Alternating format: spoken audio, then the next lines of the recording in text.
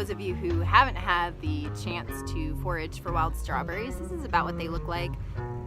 There's a creaking tree up there kind of creeping me out.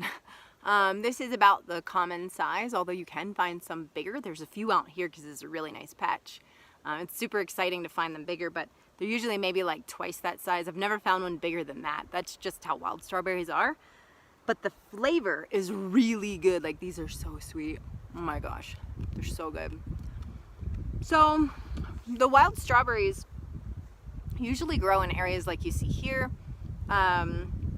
It's kind of a drier or at least very sunny spot. There's still going to be some water here, but it's a well-drained area. And yeah, they grow in these like dry, open, typically disturbed patches. So anywhere where they removed trees, maybe logging, or for whatever reason, and it created kind of an open field environment, you might get the chance to find wild strawberries. And there's a lot of other berries that follow that pattern too. So if you're getting into berries, be thinking about these types of fields to find them. Here's a wild strawberry right here on a plant. That's a pretty good size one. They usually just kind of pluck off really easily. This one came off nice and easy. Sometimes they don't, and you'll squish them, and then I guess you can just eat it. So these are what the strawberry leaves look like, the wild strawberries. Let me get this plant out of the way, and you can see right there the 3 leaves, a little serrated looking 3 leaves.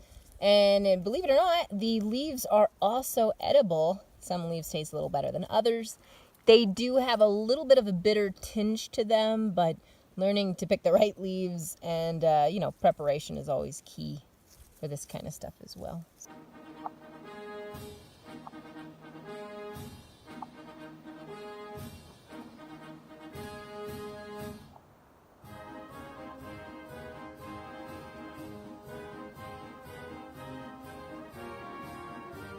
All right, guys, so I've got that many for, I don't know, maybe 20 minutes of picking now.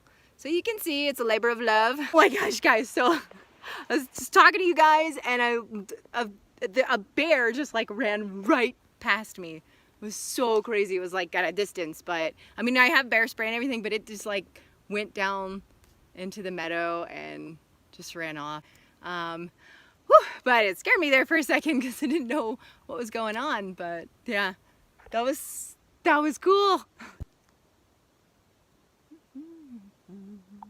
Just picking some strawberries. Picking some strawberries. All right, so foraging berries good practice 101 is actually spitting. So when I eat the berries, sometimes it's helpful to just kind of spit out some of the seeds, and we will be helping to plant more berries for the future. Yay! Bound to get berry picking fingers too, so my fingers are dyed red now. But that's just all the fun of berry picking. So that's what your wild strawberry looks like. Pretty low to the ground.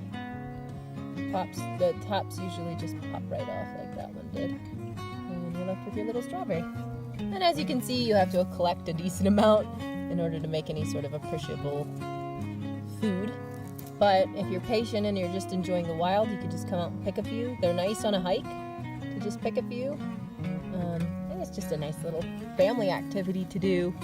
Just picking wild strawberries. And that can be your labor for the day and getting food. So that makes it really enjoyable. Especially when you have the lovely mountain scenery around as well.